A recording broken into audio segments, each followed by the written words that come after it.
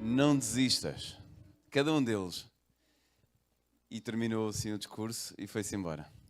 E foi dos discursos mais marcantes que existem. Nós podemos fazer isso. Não desistam de Jesus, porque na realidade é assim que nós vencemos as nossas batalhas. Mas eu vou tentar resumir ao máximo aquilo que nós temos aqui para falar. Fala sobre, e baseado no livro 40 Dias, eu não sei se todos têm este livro, 40 dias de oração, 40 dias de consagração e reflexões de preparação para a segunda vinda. E esta é a lição número 2, que fala precisamente sobre receber o Espírito Santo, ou receber o batismo do Espírito Santo depois do Pentecostes. É muito bom nós esclarecermos estes pormenores, porque a Igreja começou, depois de Jesus, com algo fantástico que aconteceu no dia de Pentecostes. Vocês lembram-se deste episódio, que está escrito em Atos, onde cerca de 3.500 pessoas se juntaram à Igreja num momento em que a terra estremeceu, o edifício onde estavam os discípulos estremeceu, e de repente começaram a surgir línguas de fogo a cair do céu e caiu sobre cada um deles, e eles ousadamente começaram a falar sobre Jesus, e todos aqueles que estavam lá à volta, que foram todos a correr para ver o que é que tinha acontecido com aquele tremor de terra, eles começaram a ouvir o Evangelho na sua língua. Então nós sabemos que neste momento surgiu a Igreja em força. Começou com Jesus, como é óbvio, quando Jesus disse que eles deviam estar em Jerusalém à espera do derramamento do Espírito Santo, e eles estiveram ali naquele período de tempo, lembram-se, desde que Jesus lhes disse para eles ficarem até o dia de Pentecostes, lembram-se quantos dias é que foram? Vamos lá ver se alguém se lembra. 10 dias. 10 dias que eles esperaram e eles oravam nesses 10 dias pelo derramamento do Espírito Santo em conjunto, e aconteceu algo extraordinário naquele dia. Só que a nossa mensagem fala precisamente sobre o derramamento do Espírito Santo depois do Pentecostes. Será que esta é uma realidade que acontece até nos dias de hoje? É isso que Deus quer para cada um de nós? Não tenhamos dúvidas disso. Primeiro, em Atos 1, 4, 8, Jesus prometeu o batismo com o Espírito Santo. Ordenou que os discípulos esperassem em Jerusalém. E o propósito era capacitá-los para serem suas testemunhas até aos confins da terra. Não só aos apóstolos, mas a cada um de nós. O objetivo de Deus é capacitar-nos para sermos suas testemunhas até quando? O fim dos tempos. Quando Jesus vier. Este é o nosso objetivo, de sermos capacitados por Jesus, de sermos selados com o seu poder, não pela nossa força, mas pela força de Jesus. Diz, o Espírito Santo é o poder de Deus para a missão. Diz-nos normalmente que um cristão sem o poder do Espírito Santo é a mesma coisa que uma máquina qualquer que vocês escolham de barbear sem pilhas. É muito bonita, tem ali as funções todas e as capacidades, mas não funciona. O Espírito Santo é que nos capacita para a ação. E é fundamental cada um de nós termos esta noção para pedirmos. Porque muitas vezes nós falhamos exatamente neste ponto. Não pedimos. Fazemos as nossas orações, dizemos nos agradecimentos dos alimentos, por nos teres protegido do dia, porque seja com os nossos filhos, mas Deus quer que cada um de nós peça com todas as palavras: Senhor, transforma-me, derrama sobre mim, em Jesus Cristo, o Espírito Santo. Com todas as palavras é isso que o Senhor pede. Nós vimos isso em várias passagens. Diz que se com a tua boca confessares que crês em Jesus, aí nesse momento é que tu serás salvo. Por isso tem que ser um pedido, uma vontade, um querer, um desejo de cada um de nós. Se assim não acontecer, nós continuamos a ser as máquinas de barbear ou um carro telecomandado sem pilhas. São tudo muito bonito, mas não funciona. Tenho aqui eles já me tinham passado aqui a maquineta para poder passar para a frente. Próximo. O Espírito Santo desceu como um vento impetuoso no dia de Pentecostes. Línguas como fogo pousaram sobre cada um. Todos foram cheios do Espírito e falaram noutras línguas. O nascimento da igreja cristã aconteceu ali com poder e grande unidade. Mas depois disso, aconteceram vários episódios, que nós vamos falar sobre esses 2 episódios, sobre o derramamento do Espírito Santo. Temos um episódio que está baseado em Atos, capítulo 10, e podemos ir até ao versículo 44, do 1 ao 44, que fala sobre a experiência de Cornélio. Cornélio era um oficial romano, do exército romano, e que era um homem que amava a Deus. Ele todos os dias orava a pedir instruções da parte do Senhor. E houve um determinado dia, tomem bem atenção, ele orava todos os dias a pedir o quê? Instruções da parte de Deus. Ele nunca desistiu de pedir. Não sabemos quanto tempo é que ele orava a pedir essas instruções. E em determinado dia, Cornélio teve uma visão em que um homem vestido de branco, com luzes, com umas vestes muito reluzentes, disse-lhe: Cornélio, o Senhor ouviu as tuas orações e os teus feitos, as tuas obras, não passaram despercebidas. Ou seja, ele, para além de orar a pedir, ele fazia e praticava o bem. Ajudava as outras pessoas. Não sabemos se ele trabalhava na ADRA na altura, mas certamente seria um elemento que trabalhava na ADRA a ajudar aqueles que estavam à sua volta. E não tenham dúvidas que custa muito trabalhar na ADRA ou fazer estas tarefas. Temos que carregar caixas, sacos, alguns de 10, 15, 20 quilos, fazer os cabazes, temos que estar ali dobrados, temos que fazer os cabazes para as pessoas que realmente precisam. Mas essa obra faz-se por amor a Deus, não por amor a nós próprios, não para brilharmos por nós próprios. E é isso que o Espírito Santo começa a fazer na vida de cada um de nós. O Espírito Santo já estava a trabalhar em Cornélio. Mas este anjo falou com Cornélio e disse-lhe isto, e disse-lhe: agora vai, procura Simão Pedro, para ele vos dar instruções do que vocês devem fazer. Ele foi à procura de Simão Pedro, foi quando Simão teve aquela tal visão dos animais impuros e puros, estavam todos misturados, e Deus disse para ele poder escolher dos animais impuros e puros o que quisesse para comer, até que ele percebeu que esta visão tinha a ver que não há ninguém que esteja excluído de receber o poder do Espírito Santo e de estar um dia no céu. Não existe ninguém, nem raça, nem etnia, nem língua, nem povo, todos estamos na mesma base do amor, no amor de Deus. Pedro percebeu isto porque eles consideravam os gentios como imundos.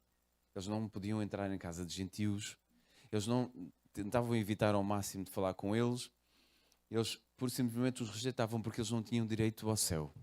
Eram só os judeus que tinham direito ao céu. E Deus, nesta visão, disse: vocês estão completamente enganados. Independentemente do que tu fizeste, do que tu és, daquilo que tu pensas, dos teus ideais, tu tens sempre a possibilidade de te converteres e entregares a tua vida a Jesus. Quando Pedro chegou à casa de Cornélio, não é? Cornélio o encontrou, quando eles se encontraram, Pedro perguntou: então, porquê é que me mandaste chamar? Ele explicou a visão e disse: nós estamos à espera de instruções da tua parte. E Pedro percebeu claramente que Deus queria que falassem também com os gentios e levou a mensagem de Jesus até Cornélio. E ele ficou depois pasmado com uma coisa que aconteceu. Enquanto ele falava sobre Jesus, aquele impacto que foi tão grande na vida daquelas pessoas que estão a ouvir, de Cornélio e da sua família e de alguns vizinhos, que o derramamento do Espírito Santo aconteceu naquele preciso momento. E vocês podem perguntar: então, mas como é que é derramado o Espírito Santo? Como é que eles perceberam isso? Já pensaram bem? Com o Espírito Santo? Eu já presenciei alguns momentos destes. Já. Nós vemos isto na Bíblia também em algumas situações que aconteceram, por exemplo, com Saul. Lembram-se quando Saul perseguia a Davi? e Davi estava refugiado perto do profeta Samuel. E quando Saul e os seus soldados lá chegaram, nem sequer conseguiram procurar Davi, começaram a cantar, a louvar a Deus e a falar noutras línguas. E por simplesmente saíram dali completamente tomados de uma alegria, de um sentimento de paz, que esqueceram os seus propósitos. Eu já presenciei em igrejas de estarmos a falar sobre o amor de Deus e estarmos a orar, a pedir o Espírito Santo, e de repente, isto em reuniões de jovens, os jovens começarem a chorar desalmadamente, a abraçarem-se uns aos outros, a pedir perdão uns aos outros por aquilo que disseram, aquilo que tinham feito, e queriam realmente era paz uns com os outros, e a orarem depois uns pelos outros. Isto realmente é o poder do Espírito Santo a falar. Eu não tenho dúvidas que neste momento, na experiência de Pedro e de Cornélio, foi uma situação destas, em que eles louvavam a Deus sem quase quererem, em que Deus, por simplesmente, toma conta da nossa vontade e sai da nossa boca louvores e ações de graça pela maravilha que Deus é para cada um de nós. E Paulo ficou ali espantado com aquela situação porque os gentios estavam a receber o poder do Espírito Santo. E nós constatamos aqui uma coisa. Com esta situação, estes irmãos, Cornélio e a sua família, ainda não tinham sido batizados pela água, mas estavam a receber o poder do Espírito Santo. Isto é uma coisa interessante de nós vermos na igreja, porque nós temos sempre a noção de que quando somos batizados na água, nós recebemos automaticamente o poder do Espírito Santo. Mas isso nem sempre é verdade.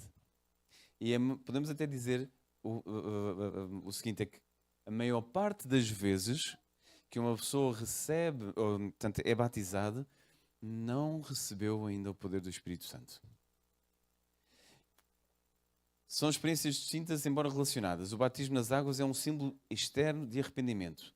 O batismo do Espírito é uma experiência espiritual de poder e transformação. Ambos são importantes na jornada cristã. Então, nós vemos depois a seguir de que eles receberam o poder do Espírito Santo, eles foram batizados na água. O batismo na água é simbólico.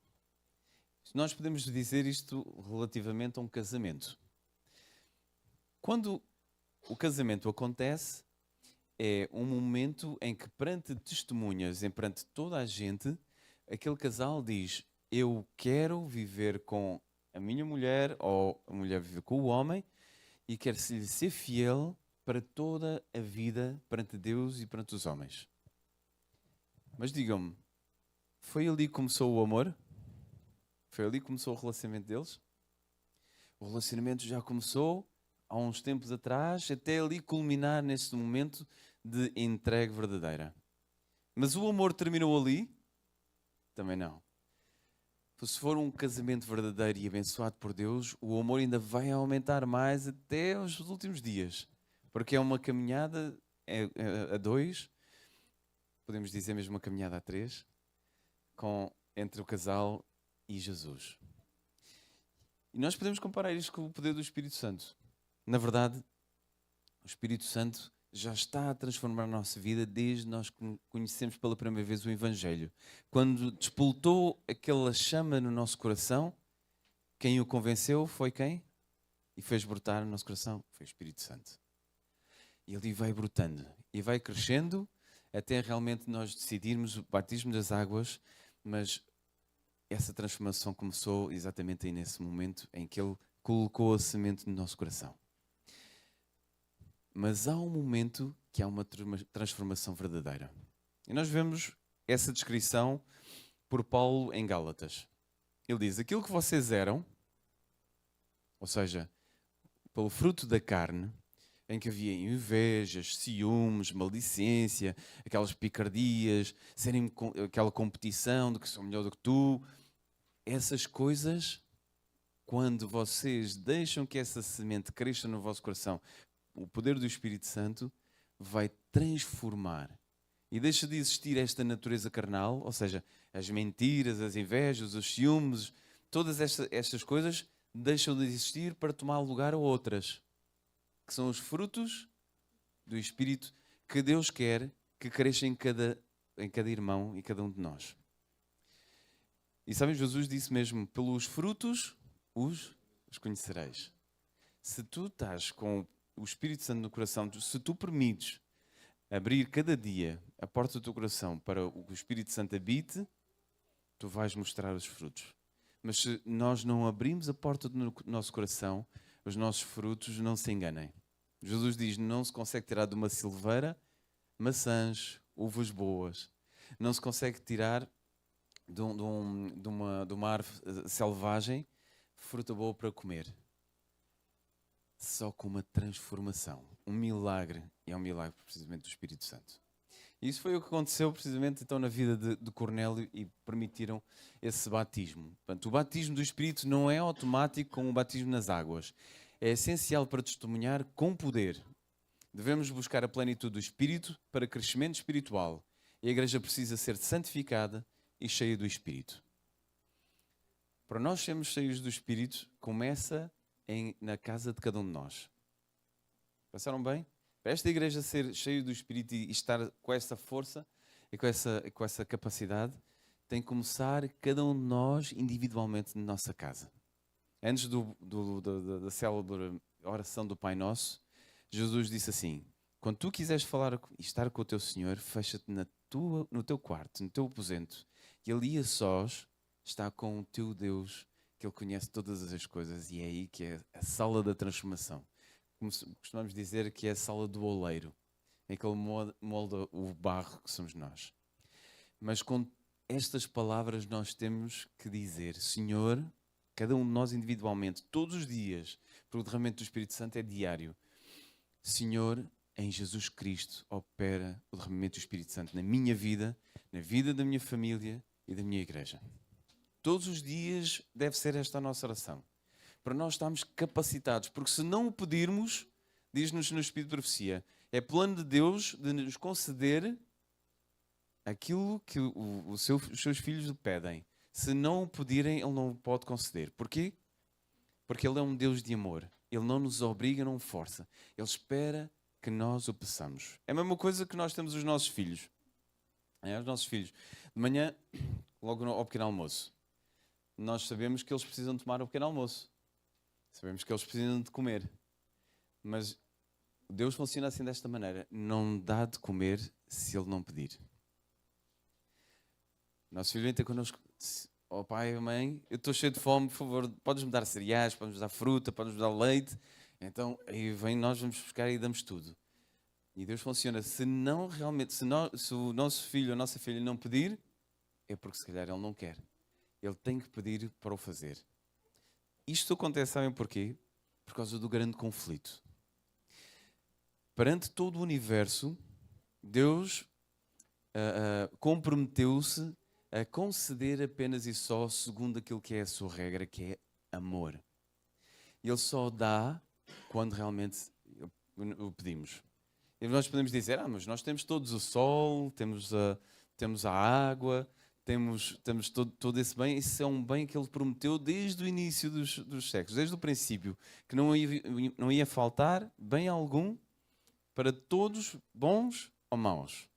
Mas quando se fala nesta matéria em termos espirituais, do derramamento do Espírito Santo e a transformação, Deus espera que nós passamos. Daí a importância da oração. Tão importante nós orarmos e pedirmos a Jesus. É nesta comunicação tão importante. Ora, então, vamos passar um bocadinho mais à frente. Apelo para buscarmos o Espírito Santo. O Espírito Santo está disponível para todos os crentes. Devemos buscá-lo com fé, oração e entrega. Deus deseja encher-nos com o seu Espírito para cumprir a missão. E hoje é o dia para pedir e para receber. Como Cornélio fez, todos os dias ele pedia instruções da parte de Deus.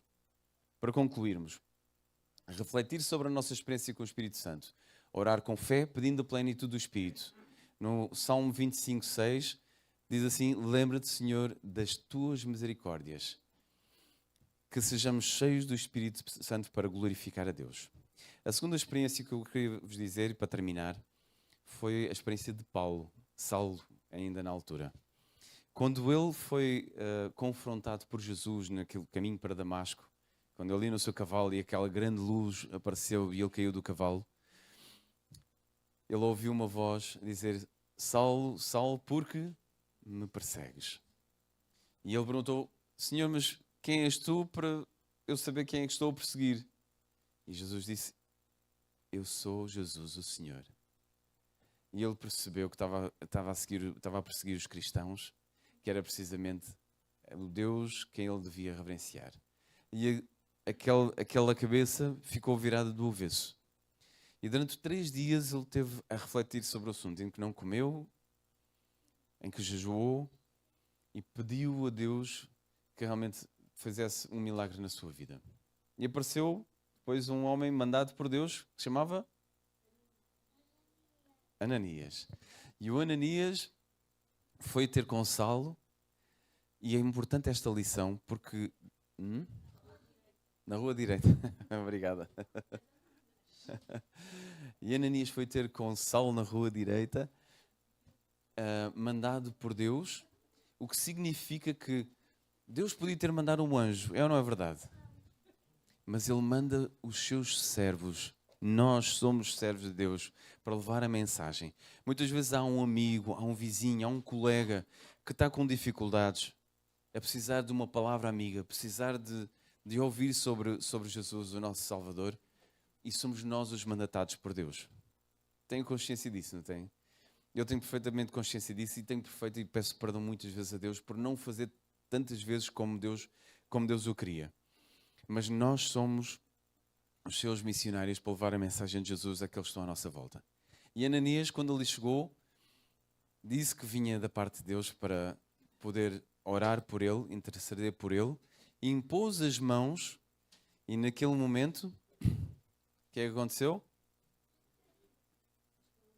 Caiu as camas e foi o derramamento do Espírito Santo. Temos mais uma experiência do que é que aconteceu com o poder do Espírito Santo. E ali, naquele momento, Saulo pôde ver novamente, não só com os olhos físicos, mas com os olhos espirituais da fé. Que o Senhor possa realmente mostrar-nos isso. Ele disse que há 3 coisas fundamentais que nós temos que pedir para a igreja de hoje. A igreja que é a igreja de Laodiceia. Lembram-se das 3 coisas que ele disse que nós tínhamos que pedir a ele? Ou não, neste caso, comprar. Já falámos isto em vários cultos. Mas há 3 coisas então que Jesus pediu para comprar. Primeiro, devemos comprar as vestes brancas. O que é que representa as vestes brancas? A justiça de Jesus. A nossa roupa é trapos de imundícia. As nossas obras somos trapos de imundícia. Mas quando nós sentimos que seja a justiça de Jesus no nosso lugar, estamos como limpos, alvos como a branca lã. Diz-nos até inclusivamente que os nossos pecados são lançados no mais fundo dos abismos, no fundo do mar. E a segunda coisa que nós devemos comprar a Deus? Colírio para os olhos. Colírio para os olhos. Os olhos da fé, para vermos não só aquilo que nós vemos à nossa volta, mas conseguirmos ver aquilo que Deus quer que a gente veja. E em terceiro, diga, eu não tenho receio. O ouro, já ouvi. O ouro provado no fogo. O que é que representa o ouro provado no fogo? A transformação, como se estivéssemos na mão dos ourives. Um diamante lapidado, não é? Uma fé inabalável no Senhor. Um diamante. Obrigado, Samuel. Uma certeza absoluta da ação poderosa de Jesus nas nossas vidas. Não há nada, diz-nos em Romanos capítulo 8, não há nada que nos possa separar do amor de Deus. Não permitam nunca que o inimigo coloque no vosso entendimento. Podem até não ter tido muita atenção àquilo que se ouviu, mas tenham bem atenção a isto. O inimigo quer colocar na vossa mente de que vocês não são merecedores de receber Jesus no vosso coração. Que vocês não prestam, que fizeram muita coisa errada, que não são merecedores desse poder, mas isso não é a verdade. Porque Jesus está sempre, e isso foi o que ele contou no Bom Samaritano, a história do Bom Samaritano, representou a Deus como o pai que estava de braços abertos para receber o seu filho. Lembrem-se sempre disto. Esta é a imagem que Jesus quer que a gente tenha do nosso Pai Celestial. Ele está sempre de braços abertos para nos receber. Que o Senhor nos possa realmente receber com esse abraço e nos capacidade com o poder do Espírito Santo. E que coloque no nosso coração, na nossa mente, esta vontade insaciável de todos os dias colocarmos de parte o nosso telemóvel, ou o computador, ou a televisão e, em primeiro lugar, buscarmos as coisas de cima. E orarmos com todas as palavras: Jesus, eu quero ser teu, derrama o poder do Espírito Santo sobre mim, transforma-me. Obrigado pela vossa atenção. Estava-me aqui a corrigir bem, estava a dizer que era a parábola do filho do bom samaritano, mas não, é do filho pródigo. Desculpem. Bendito e amado Deus, obrigado, Senhor, pela mensagem que tu trouxeste a cada um de nós esta manhã. Queremos, Senhor, pedir-te em Jesus que tu possas mostrar a cada um de nós aquilo que nos separa de ti. Abra os nossos olhos, Senhor, da fé, para nos arrependermos verdadeiramente. Deixarmos de praticar aquilo o que não te agrada e permitirmos que todos os dias tu coloques esta vontade de buscarmos em primeiro lugar, acima de todas as coisas, para que tu nos possas transformar e moldar. Pai Santo, tu sabes como ninguém e revelaste-o, Senhor, nas profecias já há 2000 anos, quase 2000 anos, de que a tua igreja no fim dos tempos seria a igreja de Laodiceia, uma igreja morna. Pedimos-te perdão, Senhor, pela nossa mornidão e imploramos-te, Senhor, que aceites o nosso coração, aceites a nossa oração esta manhã de entregarmos a nossa vida nas tuas mãos, Pai. Declaramos em Jesus que abrimos a porta do nosso coração para que possas operar o milagre do Espírito Santo em cada um de nós. Grava, Senhor, no nosso caráter os teus frutos: o amor, a paz, a alegria, a mansidão, o domínio próprio, o gozo de viver. Opera, Senhor, o teu querer nesta tua igreja, primeiro individualmente nas nossas casas e depois aqui quando nos unimos, Senhor, tu possas te manifestar verdadeiramente com todo o poder. Que seja sentido, Senhor, esse amor pelo próximo como a nós mesmos, como tu queres. Não sermos egoístas, mas a permitirmos que essa transformação se realize verdadeiramente. Pai Santo,